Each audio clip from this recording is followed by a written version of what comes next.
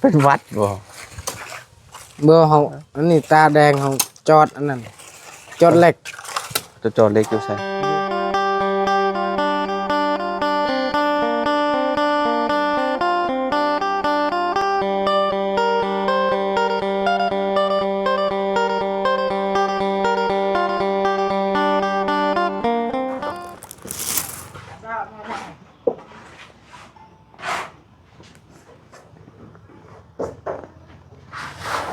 อ้าวเปิดภาพมาอยู่พี่เด้อพี่น้องเด้อเนาะก่อนอื่นก็กราบสบายดีและสวัสดีเนาะผมมาพอกันกับเฮาเนาะอยู่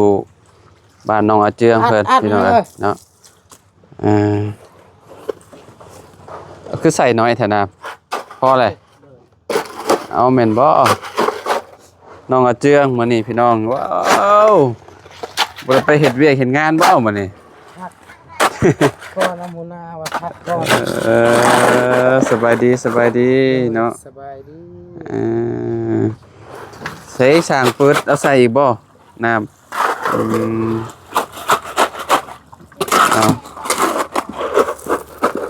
เอาเจืองสิกินหยังดี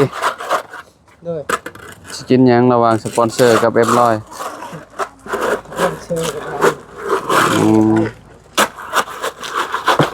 เอา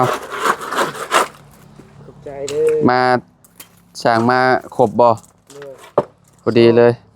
3คนทางอาเจียงนำไอ้เปิดกินอันนี้M100อยู่แล้วไปนอน3 มื้อฮะบ่ได้นอน3 มื้อเลยพอกินหลายมันจะไปนอน3 มื้อโอ้แล้วมื้อนี้เนาะ3นี่เรียบร้อยพี่น้องเอ้ยเนาะคักเนาะขออนุญาตหน่อยคือมื้อนี้อยู่ขุดคลองน้ำบ่เจืองโดยแก้วน้ำเข้าห้องน้ำพี่น้องเอ้ยเนาะเมื่อวานนี่งานหลายบ่เมื่อวานนี่งานไล่รถมาไล่เฮ็ดงานโอ้เฮาก็ซอยครับกับคนนั้นกับหมู่เฮานั้นคนที่ว่าเฮ็ดอยู่หั่นเฒ่าแล้วบ่ที่เฮ็ดงานนำกันโดยเฮ็ดงานนำกันบ่ซ้ำบ่ไอ้เปิดนี่บ่เราน้อยๆนุ่มกว่าเฮาแต่ว่าเราเป็นอันนั้นเราคนก็ตัวใหญ่อ๋อกว่าเจ้าน้อยนึงโดยอายุคือสิประมาณ20น้อยๆบ่โดยเอาเฮ็ดได้บ่นี่ลงมาพี่เอาลงไปพุ่นดีๆได้เจอไอ้ขว่ำไหน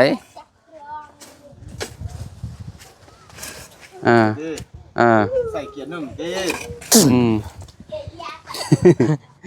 มาแล้วก็ใส่เกียร์มาเลยมันนับขับทุกคนเด้มาทอกอะไรจังหน่อย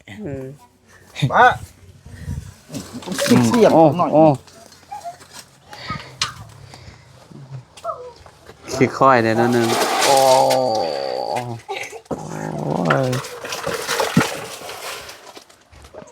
ก็เจ้าให้เงินมื้อนึงเท่าไหร่หาเจียเขายังบ่กินเงินเดือนเดี๋ยวนี้บ่ว่าเป็นมื้อให้ก็เจ้าให้เท่าไหร่วะเขายังบ่ให้เงินยังบ่ให้แต่ว่าอันชื่อข้าวชื่อน้ำให้กินโดยซื้อข้าวซื้อน้ำไปฝึกงานคันเฮียนได้10 มื้อแล้วก็ได้เงินเดือนเลยแล้วนับใหม่แล้วได้เงินเดือนเลยไปเฮียนก่อนโดยเฮียนจัก10 มื้อโดย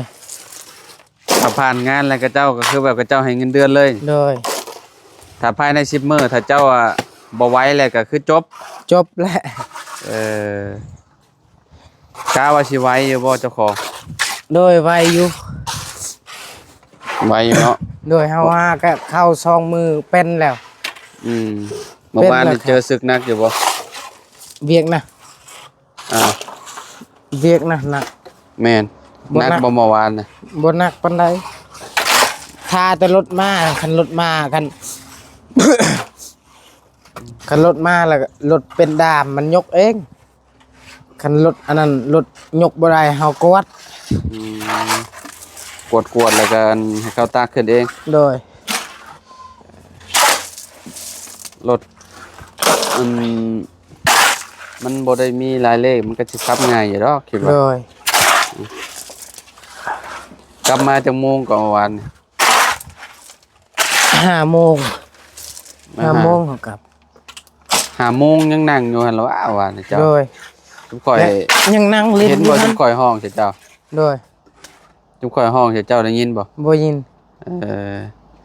ข่อยมาแต่บ้านนั่นไปถ่ายประตู7 ปีมาขับรถจักรว่ะแม่ก็เลยห้องเจ้า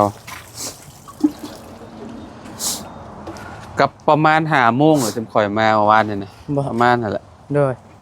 เจ้ากำลังนั่งดินอยู่ในหันว่าแม่น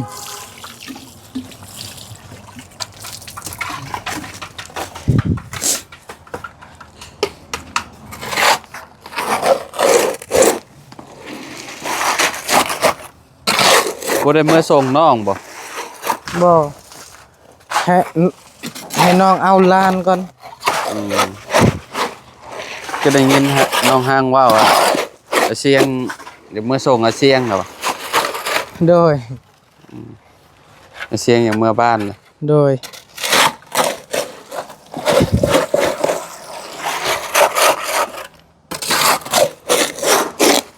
เทกันเปื้อนเนาะ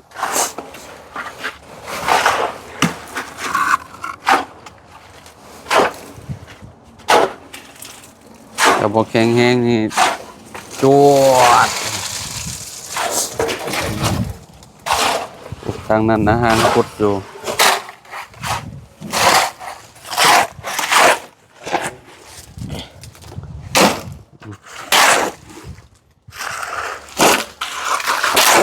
เมื่อวานนี่แล้วบอกข้างนอกแล้วตาเดียวหรือข้างในข้ามเข้าโอ้ไวอยู่ครับเนาะมันนี่ติดอันนี้ประตูแล้วมันนี่เนาะจบบ่งานมันนี่จบไปแล้วเสร็จประมาณ5 มื้อเนาะ5 มื้อก็แล้วพี่น้องคือว่าไวเลยมื้อนี้เจียงยุดเวียกมัน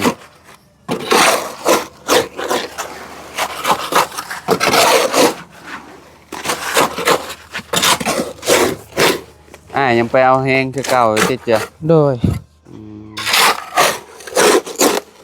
มันเจ้าขายได้หลายบ่มันจากรถ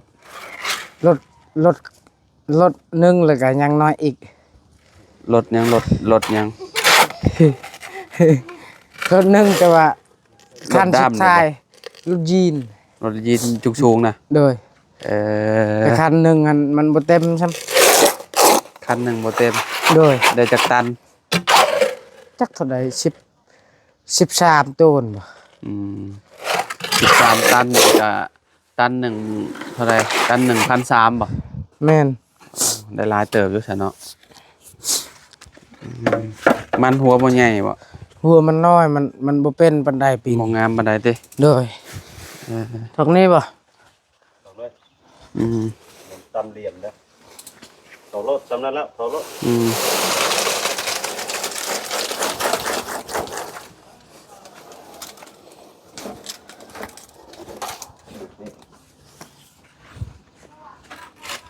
มันกับ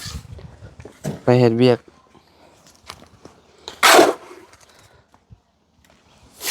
พอดีแหละ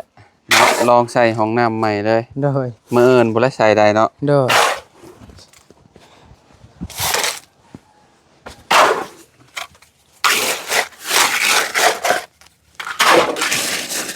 อากาศธรรมดาอยู่มันบ่หนาวปานใดพี่น้องคือว่าอยู่ได้เมื่อก่อนหนาวพี่น้อง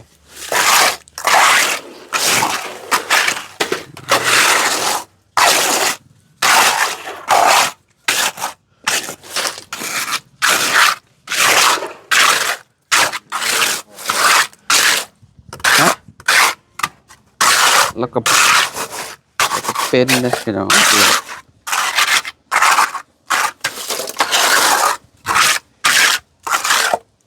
เจ้าย่างไปมองเห็ดเวียงหาจักนาทีหอดตัว ประมาณ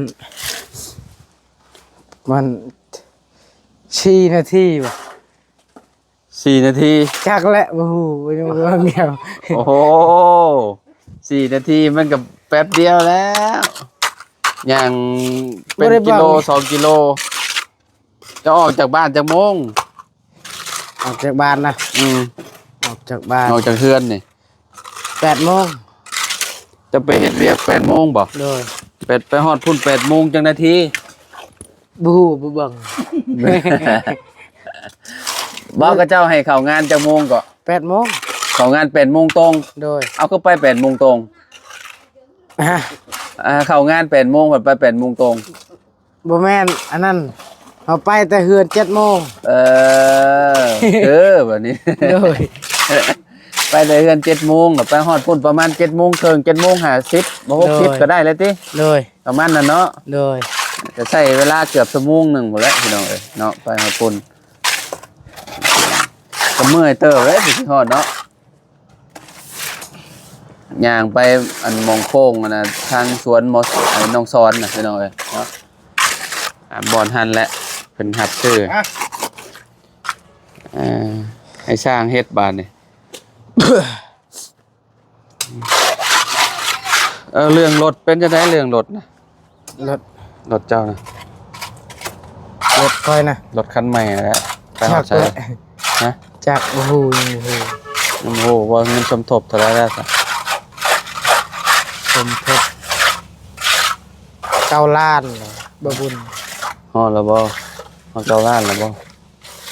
จักประมาณนั้นแหละ เขาลืมเลย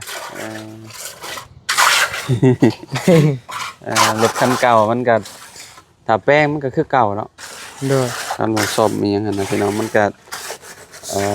อยู่บ่ดนดอก โดย เดี๋ยวก็ตัวนั้นตัวนี้เสียอีกคือเก่าพี่น้องเอ้ยพอ ไว้ มัน เลยรถ มันหลายปีเลยเด้อสภาพมันเนาะสภาพมันคือแบบที่เห็นนั่นแหละพี่น้องเอ้ยจอดไว้แบบนั้นแหละเอาไว้เป็นอันความทรงจำ โดย ไว้เป็นที่ระลึกเนาะ โดย สมมุติ เป็นวัดบ่ เมื่อเขาอันนี้ตาแดงเขาจอดอันนั้นจอดเหล็ก จะจอดเล็กอยู่ใช่ อยู่โรงงาน อ๋อเขาให้จอดบ่ อันนั้นเลยรถเหล็กเขากวาดมันนั่นมันอยากหัก เขาใช่บ่นี่ เบียดให้เคาะจอด แล้วค่อยว่า เจ้าบ่เคยจอดจักเทื่อ โดย เจ้าคือจอดเป็น เขาลองเบิ่งเขาว่านึงมาก็อยากเฮียนแน่ เออ ลองเบิ่งเอ้าบัดนอนกลางคืนเจ็บอิลิตา เจ็บใดอันมันค่อยก็เคยจอดคือกันบ่เคยจอดจักเทื่อครั้งแรกในชีวิตเลยลองจอดลองเบิ่งว่านอนกลางคืนมารู้สึกแบบแสบตาแห้งเลย โดย แพ้แสงเด้ แม่น ตาอยากแดงๆอยู่จักก็ได้จอดโดนบ่ บ่โดนปานใดให้จอด ประมาณ3 ลำเท่านั้นเลย3 อันเท่านั้น ทูบ3 ดอกบ่ โดย โอ้ เฮา อ่า เฮาบ่เป็นเฮาบอกว่าบ่เป็นเวียดและเวียดก็บ่ติแล้วล่ะว่าบ่เป็นก็ย่า อ่า มันเฮาอยากเฮียนเด้เฮาอยากเฮียนในใจ จอดเบิ่ง ลองเอาเองเลยติ โดย โพดโพเนาะ โดย แสบตาย้อนใด จอดนี่เอ้า บ่ได้ใส่แว่นใส่หยังบ่ ใส่อยู่แว่น ใส่แต่ว่าเฮาบ่เคยเด้เฮาบ่ลืมเด้เนาะ บัดนอนกลางคืนเอ้าคือเฮาน้ำตาสิไหล อืม บัดเฮ็ดแบบนี้โอ้ยเจ็บนี่ๆคลาย เวลาแนมเบิ่งแสงแดดแฮงแสบแล้วเนาะ โดย เคยคือกันเคยแบบเวลาเฮาออกแดดนี่ป้อแฮงแสบ โดย ขนาดว่าใส่แว่นตาเด้จอดน่ะมันยังเอาบ่อยู่ โดย ว่าเฮายังบ่ชินเด้ โดย เนาะ เฮาก็ เห็นบอกกับเจ้าพวกที่ว่ากับเจ้าเฮ็ดงานแบบงานเสื่อมงานหยังน่ะ โดย กับเจ้าใส่กระจกหนาๆเลย โดย แบบว่ากับเจ้าเวลาคือแบบอยู่ข้างนอกนี่ คือแบบแห้งอะนะ โดย เวลาอยู่ในกระจกแบบอยู่ในมืดๆน่ะก็ยังไข่แน่แต่แบบแนวกันน่ะนะกันแสงน่ะนะเวลาเสื่อมสั่งเสื่อมก็เจ้าสิบางคนน่ะตาบ่ค่อยดีเสียเลยเด้ โดย พระเจ้าเนาะครั้งแรกก็นักเติบแล้วเนาะ โดย นอนกลางคืนแบบรู้สึกเลยติ โดยตัวนี้คล้ายแน่กับตัวนี้คล้ายๆมันบ่ออกนำ อืม กลางคืนมันออกนำเฮาจนอันนั้นจนเข้ามา น้ำตาออก โดย ออกน้ เฮาจนเข้ามา ำบ่เบิ่งแน่สิเบิ่งได้เบิ่งหนึ่งแต่ว่ามันหับแสงหลายเด้ โดย มันก็เลยแบบอันนั้นน้ำตาอยากย่อยติ โดย อืมตาอันนั้นเลยพี่น้องน้องเจืองเนาะ โดย เขาใส่ก็บ่เป็นแต่ว่าอยากลองเองบ่ โดยอยากลอง อ่า ให้ฮู้ในใจนั่นแหละ จะ เฮาบ่เคยเด้ อ่า เฮาก็อยากลองให้เฮียนให้ฮู้ อืม สบายเถิดหน้าคันมีแล้วก็ เชิญ จอด เบ เองโดย มันก็บ่ยากปานใดดอกคะแนนเฮา โดย เฮาตั้งใจเฮ็ดน่ะนะมันก็ได้เบิดแหละบ่ว่าไผแหละแต่ว่ามันสิได้ช้าหรือไวเท่านั้นแหละพี่น้องการเรียนรู้อะนะเวลาเสื่อมมันก็เสื่อมเล็กเนาะ โดย มันก็คนบ่เป็นมันก็ยากนี่หั่นแหละพี่น้องเอ้ยเจ้าเสื่อมก็ได้อยู่บ่เพิ่นก็ย่องอยู่บ่ว่า ได้อยู่ แต่ว่ามันก็บ่ตู้บ่ตีเด้อแหละติ โดย อืม เฮาจอดได้อยู่แล้วเวียดบ่แน่น อืม คักแล้ว ขอน้ำหัวหน้าอย่าบ่อันลางานเพิ่น โดยบอกแล้วนะ ไปบอกเพิ่นแบบใด เฮาโทรหา ขอโทรหาเพิ่น โดยแล้วว่าได้แล้ว ข่าวเวียก โดย ข่าวเวียก ได้บ่เป็นหยัง เออเว้าลาวเนี่ยบ่ เวียดแล้ว เจ้าเว้าเวียด โดย เจ้าลาเพิ่นเว้าเพิ่นเจ้าเว้าแบบใดลาเป็นภาษาเวียดลางาน ว่าอันนั้นว่าเชฟเอ้ยว่า เซฟเอ้ย โดยแม่มาแอมงี้ก็ละ เออ แอมมักเวียกเงียบ อืมเอาเรื่องรถเรื่องล่างน้องมันก็ตอนนี้ยังขาดอยู่พี่น้องเนาะ โดย ประมาณโอ้หลายล้านเติบอยู่เนาะ โดย ตอนนี้ได้9ล้านบ่ โดย 9ล้านก็ยังเหลือสมมุติว่า13ล้านก็เหลือประมาณ4ล้านพู้นแหละ โดย เนาะประมาณนั้นแหละรถคันเก่าก็มันขี่บ่ได้เนาะ โดย ขี่บ่ได้พี่น้องคันว่าซ่อมมันก็เสียเงินซื่อๆนะต้อง โดย ซื้อคันใหม่เดียวแหละเนาะคิดว่าเนาะ โดย โอเคใช่เดี๋ยวทางอ้ายขอโตวก่อนเนาะ โดย เดี๋ยวให้เบาเสียงเพิ่นมาลมกับ โดย น้องเจียมเพิ่นก่อนพี่น้องหาโตวกินข้าวกินน้ำก่อนเนาะ โดย ไปพบพอกันใหม่สบายดีเจียง ส เด้อบ ายดี เอาจังได๋ก็สู้เด้อ โดย มื้ออื่นไปเฮ็ดงานคือเก่าแล้วว่า โดย โอเคกับพี่น้องเอ้ยเนาะไปขอไม้หน่อยเด้อทุกท่าน ได้ เด้อพี่น้องเอ้ยเนาะอยู่ดีมีแฮงบ่ทุกคนเนาะทางเฮาก็นี่แหละเข้ามาเยี่ยมยามทำข่าวทางน้องเพิ่นเนาะพอดีว่าน้องเพิ่นก็อยู่เฮือนพอดีเลยได้พี่น้องเอ้ยเนาะอาเจียงก็ได้เนาะเอาไว้พบพ่อกันใหม่พี่น้องสบายดีเด้อพี่น้องเด้อเนาะ